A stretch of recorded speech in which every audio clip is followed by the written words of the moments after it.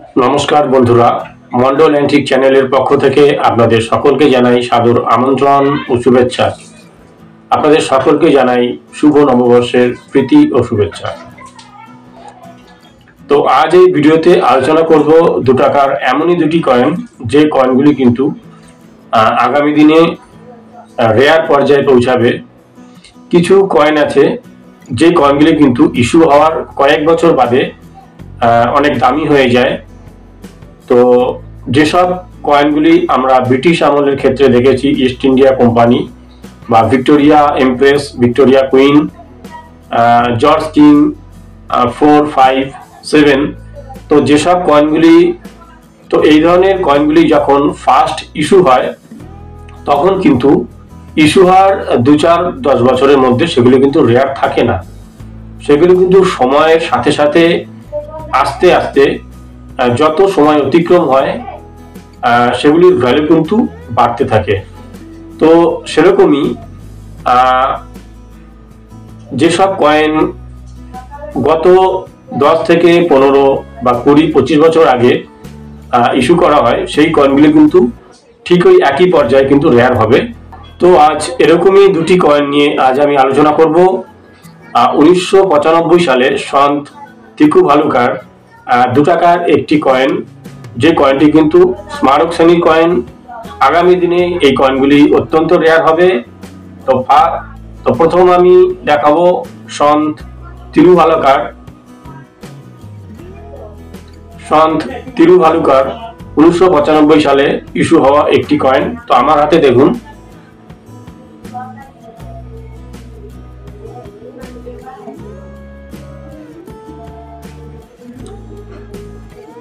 তো কয়েনটির উপরে কিন্তু সামনে লাইটের ফ্ল্যাশ পড়ছে, এর জন্য আমি একটু ঘুরিয়ে ফিরিয়ে দেখাচ্ছি, আপনাদের সুবিধা হবে। তো এই কয়েনটি আপনারা অনেকেই দেখেছেন, আপনাদের অনেকের কাছেই আছে যারা ভিডিওটি দেখছেন।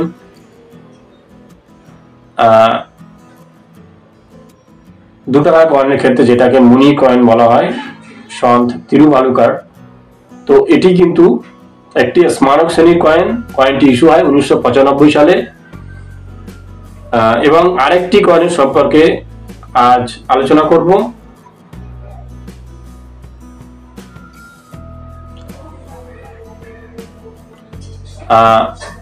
সন্ত তুকারাম, এই কয়েনটি কিন্তু একটু বেশি পরিমাণেই পাওয়া যায়, অনেকের কাছেই আছে। তো এই কয়েনটি ইস্যু হয় 2002 সালে। তো আজ দেখে নেব এই কয়েনগুলি কোন কোন সালে ইস্যু হয় এবং এর মিন্ট মার্ক কতগুলি এবং কোন মিন্ট মার্কের কয়েনগুলি রেয়ার। তো আপনাদেরকে আমি প্রত্যেক ভিডিওতেই বলি যে কয়েন সংগ্রহের সময় আপনারা তার সমস্ত সিক্রেটগুলি আগে থেকে জানবেন, তা না হলে কিন্তু আপনাদের আর্থিক লোকসান হতে পারে। কয়েনের ক্ষেত্রে তার সাল, মিন্ট মার্ক এবং তার মেটাল, এগুলোকে আপনাদেরকে অবশ্যই খেয়াল করতে হবে। এবং সব থেকে বড় কথা, কয়েনের কন্ডিশন। আপনারা কোনো পার্টির কাছ থেকে যখন কোনো কয়েন কিনবেন, সেটা কেনার আগে আমি আপনাদেরকে প্রত্যেককেই অনুরোধ করব যে প্রথমে একবার আপনারা কোনো কয়েন এক্সিবিশনে গিয়ে অংশগ্রহণ করুন, সেখানে উৎসব দেখুন এবং কয়েন কেনাবেচাগুলো দেখুন যে কিরকম কন্ডিশনের কয়েন, কত টাকা ভ্যালুতে তারা কিনছে বা আপনারা সেটা কত টাকা ভ্যালুতে বিক্রি করতে পারছেন, সেটা আপনারা 2-1 বার দেখে নিলে সব থেকে আপনাদের ভালো হয়। কয়েনের কন্ডিশনের উপরে কিন্তু কয়েনের ভ্যালু পাওয়া যায়। এটা আপনাদের কয়েন কেনা এবং বেচার ক্ষেত্রে অবশ্যই সতর্ক থাকতে হবে। ঠিক নোটের ক্ষেত্রে সেরকম, নোটের ক্ষেত্রে তার প্রেফিক্স নাম্বার এবং তার গভর্নর, তার ইনসেট, এগুলি কিন্তু আপনাদের অবশ্যই খেয়াল করতে হবে। এবং আপনাদের যদি এই প্রেফিক্স, ইনসেট এবং গভর্নর সম্পর্কে ধারণা না থাকে, তাহলে আমার আগের ভিডিওগুলি আপনারা দেখে নেন। আমি এর আগের ভিডিওগুলিতে কয়েনের ক্ষেত্রে মিন্ট মার্কের সম্পর্কে আলোচনা করেছি, যে কতগুলি মিন্ট মার্ক আছে এবং তার চিহ্ন কি, এবং নোটের ক্ষেত্রে তার গভর্নর এবং ইনসেট বা প্রেফিক্স কাকে বলে, নাম্বার সিরিজের মধ্যে যেগুলো থাকে, এগুলো কিন্তু আপনাদেরকে খুব ভালোভাবে বুঝতে হবে। তারপরে কিন্তু আপনারা কয়েন কেনাবেচা বা নোট কেনাবেচা করবেন, তাহলে আপনাদের কখনো আর্থিক লোকসান হবে না। আর একটা কথা, প্রলোভনে পড়ে কোনো ভিডিও আপনারা দেখবেন না। ইউটিউবে যেসব ভিডিওর মধ্যে যেসব থাম্বনেলের উপরে লাখ টাকা কোটি টাকার উল্লেখ করা থাকে, তো সেই সব ভিডিও থাম্বনেল দেখে আপনারা প্রলোভনে পড়ে ভিডিওটি দেখবেন না।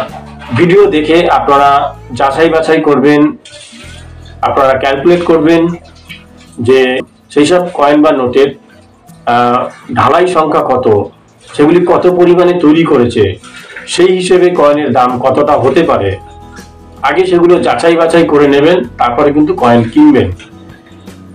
আমার কাছে এরকমই একজন দর্শক বন্ধু জানিয়েছেন ফোন করে যে তিনি একটা 5 টাকার হরিণের নোট কিনে 5,000 টাকা দিয়ে একটি 5 টাকার হরিণের নোট কিনেছেন, এবং সেটা যখন সে স্টলে বিক্রি করতে গেছে সেটাকে কিন্তু 3 থেকে 400 টাকার দাম বলছে।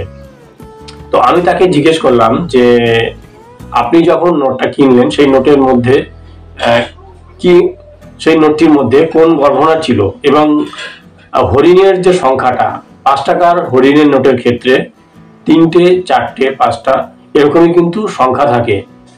তো আর তার মধ্যে কিন্তু এবং তার মধ্যে আলাদা আলাদা গহনা থাকে।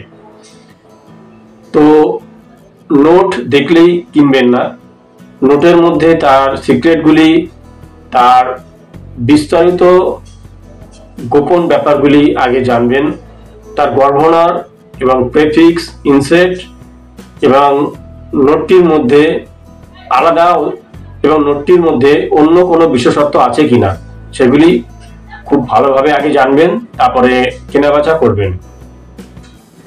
তো এবার দেখে নেব এই কয়েনগুলি কোন সালে ইস্যু হয় এবং কয়েনটির ক্ষেত্রে কোন কোন মিন্ট মার্কে কয়েনগুলি ঢালাই হয়। তো ভিডিওটি ভালো লাগলে অবশ্যই একটি লাইক করবেন, চ্যানেলে যারা নতুন আছেন চ্যানেলটিকে সাবস্ক্রাইব করবেন। তো প্রথমে আলোচনা করব সন্ত ত্রিভালুভার ওয়ার্ল্ড তামিল কনফারেন্স যে 2 টাকার কয়েনটি আছে তার সম্পর্কে। এই কয়েনটি 1995 সালে 5ই জানুয়ারি ইস্যু করা হয়। এর metal copper nickel, weight 5.9 gram, size 26.5 mm, thickness 1.5 mm, shape hendecagonal. এই কয়েনটি শুধুমাত্র মুম্বাই মিন্টে ইস্যু হয়, এছাড়া ভারতের আর অন্য কোনো মিন্ট মার্কে কয়েনটি ইস্যু হয়নি। আপনারা সালের ডান সাইডে একটি ডিমন্স আকৃতি দেখতে পারবেন, এটি মুম্বাই মিন্টের সিম্বল। তো 1995 সালে যতগুলি কয়েন ইস্যু হয় তার প্রত্যেকটি স্মারক শ্রেণীর কয়েন। কয়েনগুলির ইউএনসি কন্ডিশনে এর ভ্যালু 100 টাকা। তো এই ধরনের কয়েনগুলি কিন্তু আগামী দিনে অত্যন্ত রেয়ার হবে। তো আপনাদের যাদের কাছে এই কয়েনগুলি আছে আপনারা কিন্তু 100 টাকা প্রতি এগুলি সেল করতে পারবেন। তো এরপরে যে কয়েনটি সম্পর্কে আলোচনা করব সন্ত তুকারাম। তো এই কয়েনটির ক্ষেত্র শুধুমাত্র 2002 সালে এই কয়েনটি ইস্যু হয়। এর metal copper nickel, weight 6.1 gram, size 26.7 mm, thickness 1.58 mm, shape hendecagonal. কয়েনটি মুম্বাই, হায়দ্রাবাদ, ক্যালকাতা এবং নাওডা এই 4টে মিন্ট মার্কে ইস্যু হয়। এই কয়েনটির ক্ষেত্রে শুধুমাত্র নাওডা মিন্টে যে কয়েনগুলি ইস্যু করা হয় এগুলি আগামী দিনে অত্যন্ত ভ্যালু হবে। 2002 সালে নাওডা মিন্টে যে কয়েনগুলি ইস্যু হয় এগুলি কিন্তু কয়েনটির ক্ষেত্রে রেয়ার। তো এর প্রত্যেকটি কয়েনের তো এই 2002 সালে নাওডা মিন্টে যে কয়েনগুলি ইস্যু হয় ইউএনসি কন্ডিশনে এই কয়েনগুলির ভ্যালু 75 টাকা। এছাড়া বাকি যে মিন্টে কয়েনগুলি ইস্যু হয় এগুলো কিন্তু কমন শ্রেণীর কয়েন। তো যারা কয়েনটি সংগ্রহ করবেন 2002 সালে নাদা মিন্টের যে কয়েনগুলি এগুলো কিন্তু আপনারা অনেক বেশি করে সংগ্রহ করে রাখতে পারেন, এক্সিবিশনে গিয়ে আপনারা সেল করতে পারবেন, কিংবা ভবিষ্যতে একটি অনেক বড় বেনিফিট আপনারা পাবেন। তো ভিডিও শেষে এবার আলোচনা করব কলকাতার পরবর্তী কয়েন এক্সিবিশন, যেটা পালিগঞ্জ হলদিরাম ব্যাঙ্কুয়েট হলে হয়। তো এর পরবর্তী তারিখটি হলো 26 থেকে 28শে জুলাই 2024। তো যারা এই উৎসবে অংশগ্রহণ করতে চান তারা অবশ্যই যেতে পারবেন। এই উৎসবে প্রবেশ করতে কোনো মূল্যের দরকার হয় না। তো ভিডিওটি ভালো লাগলে অবশ্যই একটি লাইক করবেন ও চ্যানেলটিকে সাবস্ক্রাইব করবেন।